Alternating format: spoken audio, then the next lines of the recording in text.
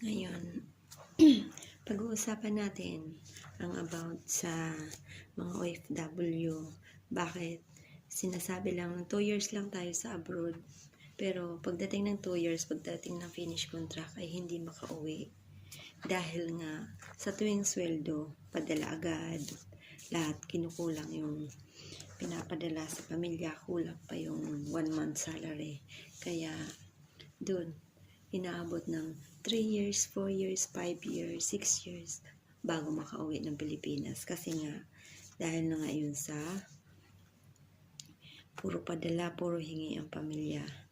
Dahil kinukulang sa budget. Kasi hindi naman porkit abroad ay malaki ng sweldo. Hindi naman lahat yun. Konti lang din. Kaya kinukulang pa rin. Kaya mahirap talaga kapag buhay abroad.